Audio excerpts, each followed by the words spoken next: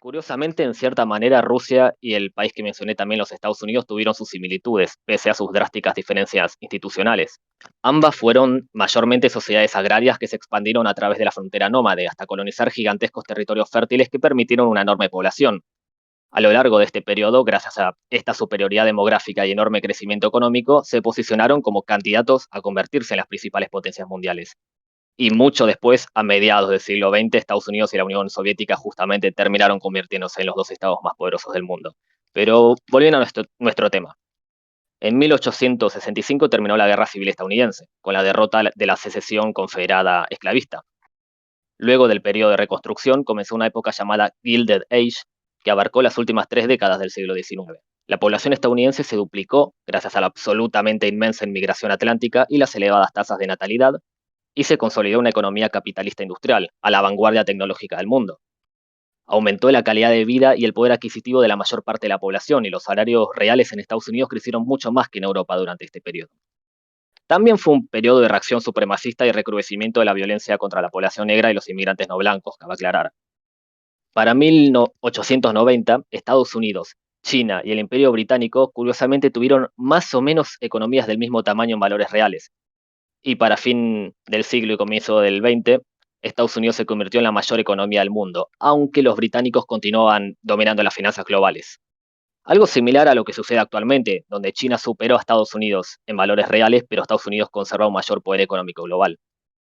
En 1898, Estados Unidos le declaró la guerra y rápidamente venció al decadente Imperio Español y le quitó Guam, Puerto Rico y las Filipinas. Como buena parte de la propia población estadounidense percibía su nacionalidad como antagónica al colonialismo, la guerra hispano-estadounidense fue sumamente polémica, especialmente por la brutal represión del movimiento independentista filipino al cual muchos simpatizaban, y se le terminó prometiendo una eventual independencia. A esta Gilded Age la sucedió la llamada Era Progresista, un periodo de conmoción y reformas políticas ligadas a estos problemas surgidos por los procesos de urbanización e inmigración masivas, así como la corrupción partidaria y empresarial. A diferencia de Rusia, la Primera Guerra Mundial no hizo completamente pelota a estos procesos en Estados Unidos. Para eso tendríamos que esperar hasta la Gran Depresión. Bueno, otra vez con esto que decíamos de ese caso de exitoso de adaptación o no, como te cuestioné a Rusia, ahora te voy a meter un E más complejo sobre Estados Unidos. Lo que yo en cierto modo querría plantear es que también el que nosotros pensemos concretamente Estados Unidos como un caso de estos de adaptarse o morir o no, depende mucho de cómo pensemos el punto inicial de Estados Unidos, porque acá todavía es más complejizar y decir, podemos pensar que Estados Unidos es un país que hizo este catching up, este alcanzar al resto de Europa Occidental, o más bien fue parte de ese conjunto de países que desde comienzos del siglo XIX tuvieron un gran desarrollo y para la Belle Époque ya estaban consolidadamente en la delantera, teniendo en cuenta que para cuando empieza la Belle Époque que estamos tratando, Estados Unidos ya tiene acorazado, ya tiene buques de guerra de acero, ya tiene grandes fábricas y fundiciones, ganó la guerra civil y tiene un gran flujo migratorio hace décadas con instituciones muy estables. Puede decirse que hubo una adaptación de ellos a los tiempos o que ellos eran de esos países que como crecían tan rápido el resto tenía que alcanzarlos. Eh, bueno, habrá que ver. Es un debate que sigue, siempre. Incluso hoy en día, cuando tratás de dar casos de países exitosos en algún lugar que no es Europa, te tratan de decir, bueno, pero Israel medio que es Europa, Turquía medio que es Europa, qué sé yo. ¿Por qué importa que sea Europa o no sea Europa? Que la discusión sobre si Estados Unidos se modernizó con éxito o en realidad ya estaba en la ola modernizadora sería si ponemos énfasis en este fue un proceso donde los distintos países del mundo se modernizaron o ponemos el énfasis en hay un centro que se modernizó y los demás se adaptaron o no. Porque no es que Francia o el Reino Unido estaban inevitablemente destinados a modernizarse. También son países que se modernizaron durante este periodo. Decir que Estados Unidos puede que no lo hizo, sino que es parte del centro, es simplemente poner la óptica en otro lado. Fue una sociedad que empezó en 1860 de una manera y terminó drásticamente distinto para 1914. Claro, y en eso eso que decís va en línea con que precisamente el dónde pongas la métrica o el cómo pienses el proceso puede cambiar la imagen que tengas sobre cómo le fue. Es verdad, y es algo muy importante pensar concretamente de dónde lo estamos partiendo, qué presuposiciones o ideas de base estamos teniendo cuando empezamos a ver a esta sociedad.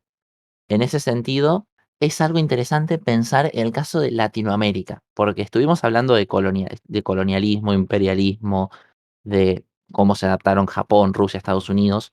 Latinoamérica es un bicho raro en ese sentido, porque no fue, o sea, fue colonizada de una forma muy diferente, pero 300 años antes. Llega al siglo XIX en gran parte con muchos estados independientes y se integra a este ciclo global y estas políticas, pero de una forma que no es ni grandes potencias nacionales ejerciendo imperialismo afuera del continente, no hubo grandes colonias brasileñas en África o en este sentido, pero tampoco fueron directamente colonias o estados fallidos. Son un caso intermedio Y hubo colonias. y las colonias que hubo fueron hacia adentro, eso Claro, sí. pero desde hoy en día lo vemos como adentro. Pero en ese momento el desierto era afuera. De hecho, nosotros lo pensamos, no sé, las praderas del norte de Canadá o la Argentina y Chile en el desierto, o sea, en la Patagonia. Pero Chile y Ecuador tienen colonias en el Pacífico. O sea, la isla de Galápagos y la isla de Pascua. Brasil se expandió hacia la selva amazónica. Todos los estados centroamericanos. No es tan lineal decir esto es adentro y esto es afuera. De nuevo, medio Es que un buen punto. podemos pecar de decir, bueno, desde hoy en día las cosas son así, o se ven así. Entonces, la duda en base a lo que estábamos diciendo antes, justo con lo de Mastro de Rusia y Estados Unidos, sería pensar Latinoamérica en comparación a cómo le fue al resto de Europa, considerando que son herederos de instituciones coloniales europeas y con una élite criolla en muchas partes gobernando, o tenemos que pensar en ellas como una más de sociedades dentro de esto que se puede llamar como la periferia y habría que medirlas en base a cómo le fue al resto de las periferias del mundo. Si creemos que hay una diferencia sustancial en ese sentido entre Estados Unidos, Inglaterra, Francia y concretamente México, Brasil, Argentina, que hace que no se las pueda comparar. En ese sentido, a mí me parece muy interesante una idea que piensa cómo la independencia latinoamericana, como ya vimos, fue un despelote real que no hay que subestimar en el tamaño que tuvo y el efecto que tuvo. El sistema monetario, el sistema comercial de todo el continente al desaparecer la institución coordinadora, que buena o mala era el Imperio Español, se resintió muy fuertemente y al eliminarse muchos y muchos aranceles y agregarse los costos internos de que ahora se tienen que costear enteramente los gobiernos, hubo un déficit crónico y hubo verdaderos problemas para restablecer o para generar esta estatalidad durante la primera parte del siglo XIX. Esto condicionó mucho cómo se organizaron las nuevas repúblicas. Lo que nosotros vemos en Argentina, que hasta 1850 no nos pudimos ordenar, por así decirlo, le pasó a muchos países latinoamericanos. Aunque hubo casos como Brasil y Chile que se pudieron ordenar a cambio de tener capaz estructuras más rígidas o conservadoras o con ciertas otras características, pero zonas como Argentina o México fueron un despelote durante décadas. Y entre eso y que, como dijimos, una buena parte de lo que guía esto es la globalización del comercio y que esto ayuda más a unas regiones que otras, la globalización por razones largas para explicar, pero facilita mucho más el desarrollo a las zonas sobre el Atlántico o a las zonas más cerca de la costa para poder exportar los productos. No es concretamente el negoción de la historia para Bolivia, el comercio atlántico. En ese sentido, hay quienes piensan que considerando el grado de instituciones, el nivel de educación las características generales, tiene mucho más sentido pensar en las repúblicas latinoamericanas comparándolas con los estados africanos que se forman en el siglo XX tras la independencia. Sus diferencias en prosperidad van a estar muy conectadas a factores geográficos y climáticos, tienden a tener varios regímenes extractivistas en ciertos elementos, y la independencia política no fue un proceso paulatino de unas élites bien organizadas, sino que tuvo mucho de shock con una falta de experiencia en las decisiones autónomas y de gobierno, donde se tuvo que crear un Estado con instituciones en un ambiente de mucha incertidumbre. A su vez, en ambos hubo una fragmentación de las estructuras más grandes en unidades pequeñas y el surgimiento de caudillos. Ambas tenían un sistema de gobierno indirecto basado en apoyar los derechos de los locales y esos privilegios locales para sostener el poder, y en ambos la inhabilidad de limitar al poder político va a llevar al surgimiento de un sistema autoritario con fuertes ejecutivos y estructuras rentísticas.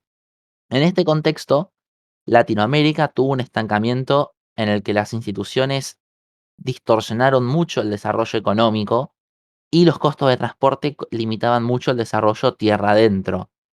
Esta falta de capital social y alta incidencia de corrupción con pobre infraestructura y no muy cumplimiento de contratos no se nota si estoy hablando de Latinoamérica en 1820 o del África postcolonial a primera imagen.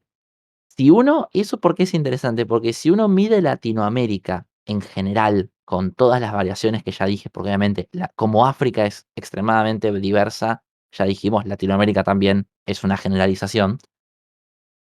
Si uno compara Latinoamérica con los Estados Unidos, estuvimos en decadencia hasta 1870, nos mantuvimos estables por un siglo y luego volvimos a declinar tras los 70.